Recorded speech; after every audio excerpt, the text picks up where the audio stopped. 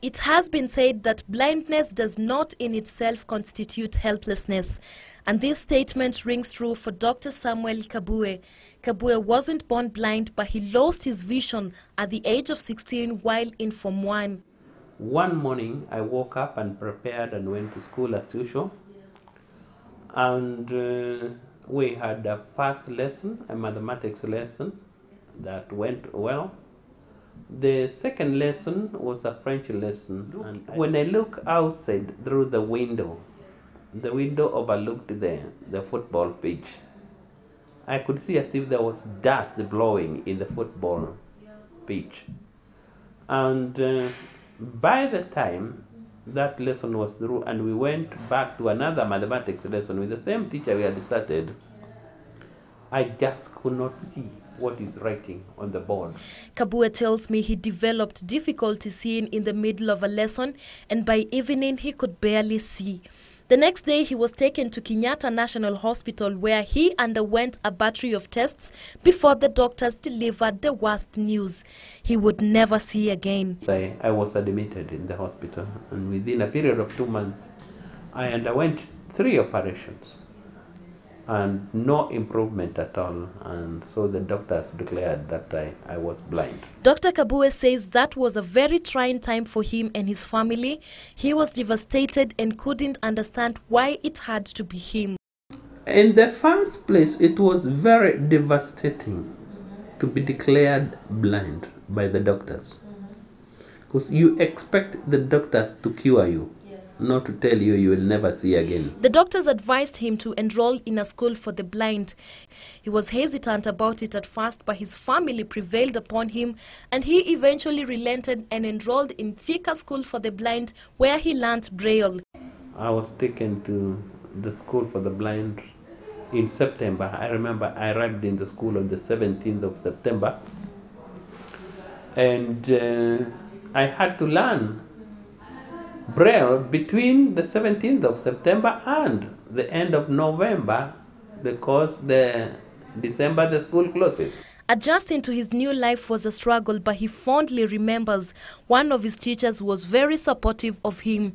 When I joined school, high school again, it was very, very difficult to cope up with those who have been reading and writing with their hands for all their lives.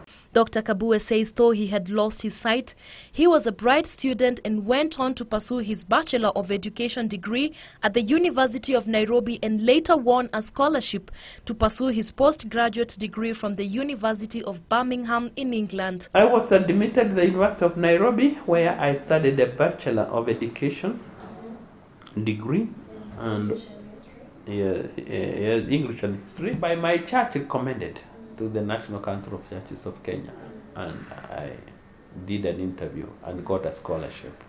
That's how I went to Birmingham.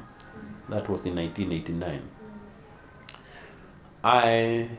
So it was my second master's degree. Upon his return, he began his journey in advocating for disability rights, and he is currently serving as the Executive Secretary of Ecumenical Disability Advocate Network. After coming from Birmingham, I was asked by the World Council of Churches to help them establish a department on disability, which now is this one that I run. He is involved in various international and national disability advocacy movements, such as the World Committee on Disability, Eastern Africa Federation of the Disabled, New Partnership for Africa Development, Africa Peer Review Mechanism, among others. The latest feather to his cap is his recently launched autobiography, From the Village to the World.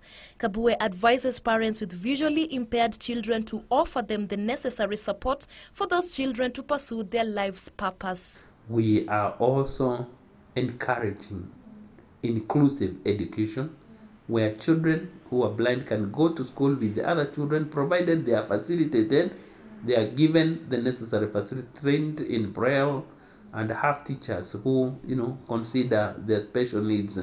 Even against the greatest of odds, there's just something about the human spirit, an amazing blend of faith, persistence, and determination. Dr. Samuel Kabue is a true epitome of that. When he lost his sight, he did not lose his vision, but instead tapped into the unwavering human spirit and pursued his life's purpose, not wavering at all. Dr. Samuel Kabue is not only an advocate, but he is a globally renowned advocate for disability rights, because where there is life, there is still hope. For KBC Channel 1, I'm Mary Muoki.